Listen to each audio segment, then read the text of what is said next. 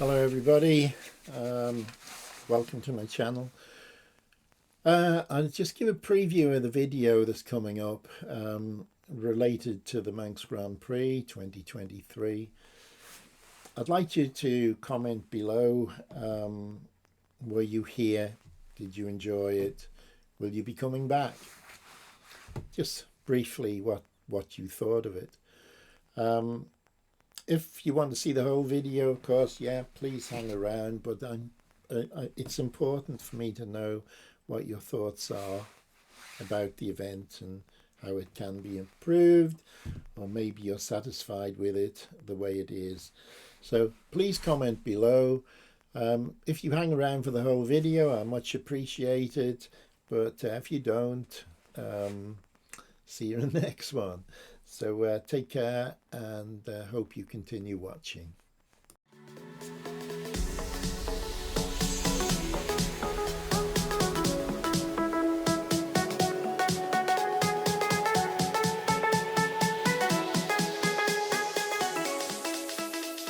Hello everyone, how are you doing? How are you all doing?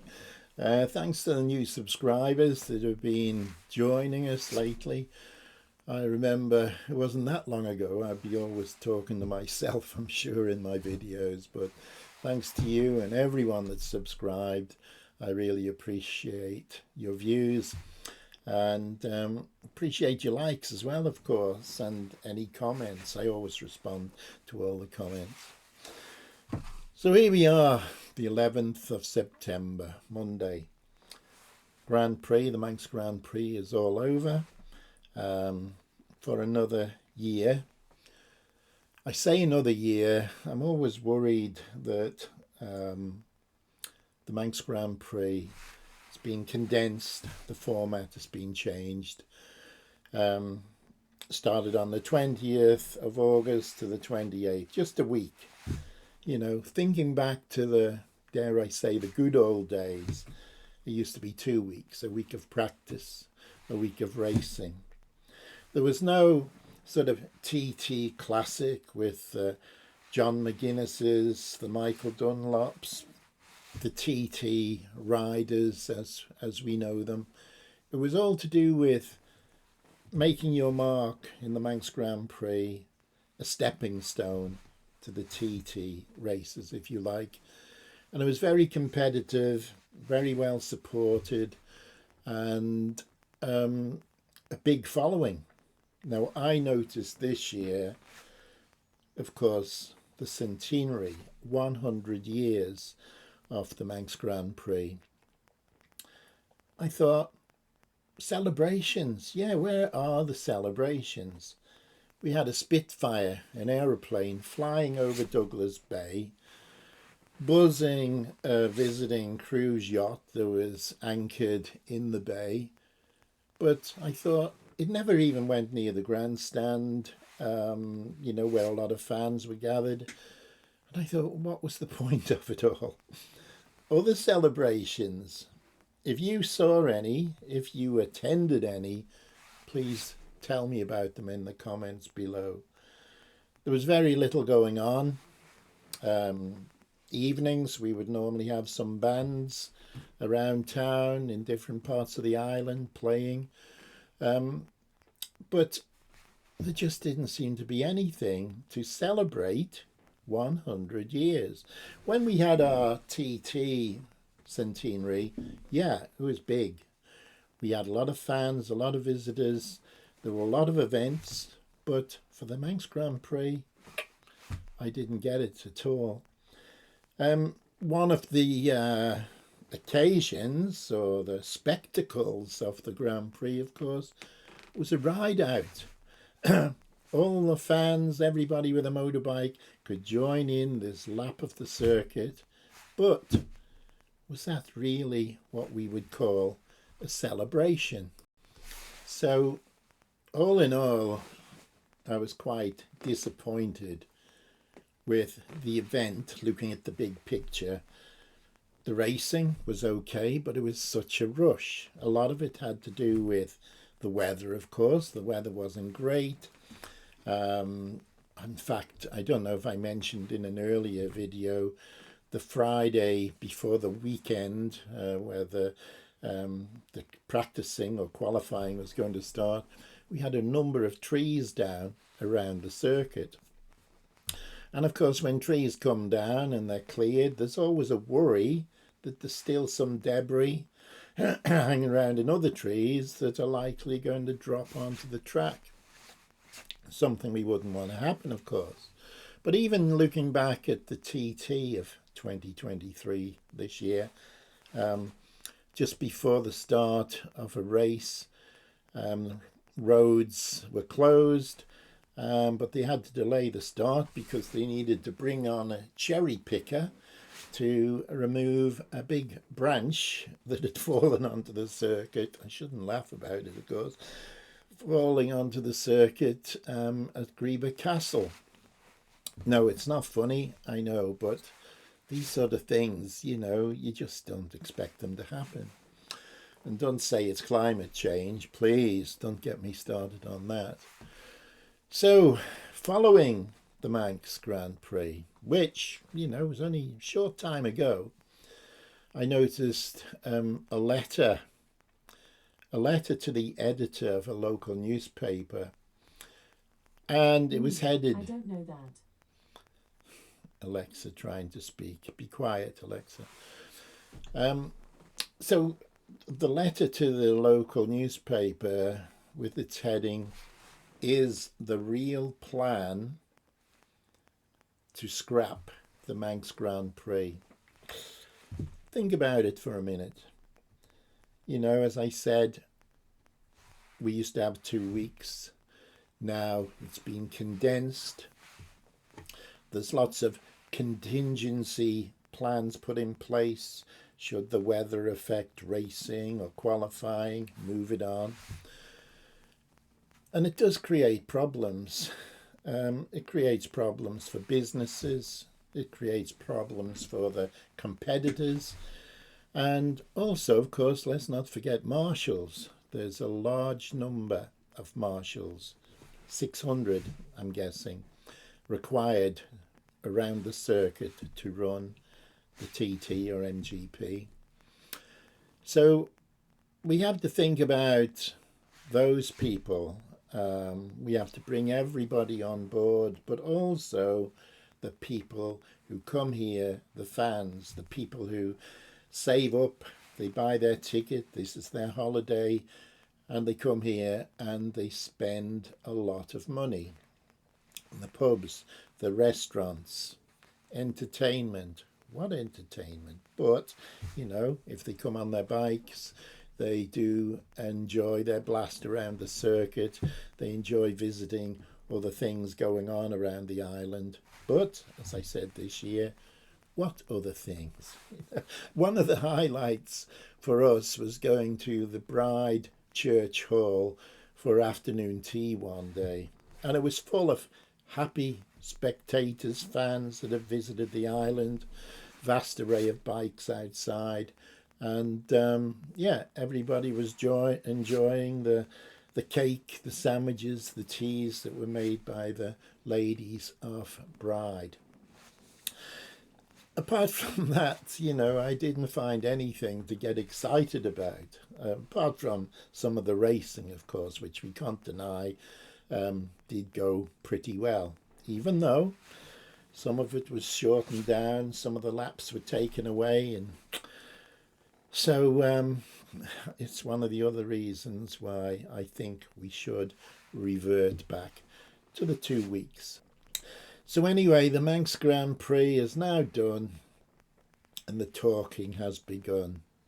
Not just by me, but by spectators, by fans, probably the riders, although I haven't spoken to any post-Manx Grand Prix because they've obviously all gone home, the ones from across. I haven't spoken to any of the local ones, but maybe in due course I will be able to see what their feelings are. A lot of ex-Manx Grand Prix riders or retired Manx Grand Prix riders do say that, well, it's abysmal now. The organisation is not good. It should be changed. I, for one, agree. That's my opinion. It may not be the right opinion. I suppose anyone of you watching, if you were here for the Manx, please comment. Let me know what your thoughts are. Will you be back? Did you enjoy it? Did you find the cost of travel was very high? We want to know your comments, because I don't want to be the only one that says what celebrations were there. Did I miss some? And this is what I want you to tell me about. Let's not forget that the shortened programme that we had this year was the same as in 2022. And of course, the organisers would hail it as a success. They would, of course, wouldn't they? Anybody involved with the organisers, I believe, have to agree it was a success. But again, I know one or two that have a lot of involvement with the Manx Grand Prix and the TT, tell me that they would prefer it not to be brought into such a condensed format and like to revert back to the older format. What could be done about that? Well, I think the simplest way is look at the organisation, see who's at the top of it. I know who's at the top. You probably know who's at the top. Let's get him out of here. Let's change. Get someone new in. Anyway, I'm feeling that not a lot of people involved with the organisation want to share their views if they have any negative views, for obvious reasons. They've got a job. But speaking to many, many race fans, wherever I went during qualifying or the racing, or even when there was nothing going on, I'd speak to people, find out what they thought. And they say there hasn't really been any improvement this year, 2023. The format was not welcomed, and it was a lot of negative. In fact, I actually can say, hand on heart, I never heard anything positive. It's just crazy, really, isn't it? But there we are. That's the situation. Of course, the official line, coming from the organisers, and probably from the government as well, of course, is that shortening the programme, the reason for it is that visitors, like yourself, cannot afford to come to the island for a fortnight. How can they say that? How can they say that you can't afford to come here for a fortnight? I know that a lot of people, going back to the old days when we had 2 weeks, they would come for certain parts of the fortnight, something that they were more interested in than other parts. And a lot would come and they wouldn't go to watch any racing. They'd watch some of the practicing, and they'd be happy to go up and down the promenade in Douglas and see what's going on. And there were things going on. There was music playing, but there were a lot of bikes to look at, and that's what a lot of people came to see. Just look at the bikes, the new bikes, the old bikes, the classics. Everything could be found on Douglas Promenade and other towns around the island as well. It was something for everyone. But here we have the organisers saying people now want to come just for a short break. Tell me in the comments below if that's your ideal situation, a short break. But remember, as I said, a short break could be included in a 2-week format. A week of practice, a week of racing. The original 2-week programme gives choices and spreads out the spending of the spectators in the local economy. Again, pubs, restaurants. Once the Manx Grand Prix is over, everything's quiet. Quite a few bikers who have visited do remain, but not the large numbers. So again, from the 2 weeks of great business for pubs, restaurants and other establishments, this condensed version, the format now is not really welcomed by these people. One good thing I have to say is the commentary points. Glenn Helen and Ramsey Hairpin. Great. You know, we could find out what was going on around the circuit because a lot of the lap timing software wouldn't work. I don't know if it was widespread or just occasionally, but the point was the commentary points were really a blessing to know what was going on. Looking at the big picture, I feel it's hard to draw positives from the Manx Grand Prix in its present form. The Manx radio commentary, of course we got Chris Williams, Kinners, Chris Kinley, great commentator, very knowledgeable. Beth Esby, young lady, works for Manx Radio, she's there as well. Got a lot of knowledge. Carolyn Sells, a winner of the Manx Grand Prix some years ago. And of course, we've got riders like Chris Palmer, I had to think. Chris Palmer looks after Joe Yeardsley. But yeah, the grandstand team for Manx Radio were great, and I can't say anything negative about them. But top tier riders, what are we going to do? I think, would you like to see the Manx return to its original format where anyone involved in the TT could not race in the Manx Grand Prix, whether it's a classic TT or whatever description they want to give it? But if for some reason the government body intends to scrap the Manx Grand Prix, what can we do about it? We can't do anything about it. You know, is this a sort of hidden agenda that's going on? But I think, my opinion, and I think a lot of people's opinion, maybe your opinion, if the Manx Grand Prix has a chance of survival, I think we have to look at a U-turn of this current format. If not, I'm thinking we're going to say goodbye to the Manx Grand Prix and just have the TT, which will continue, of course.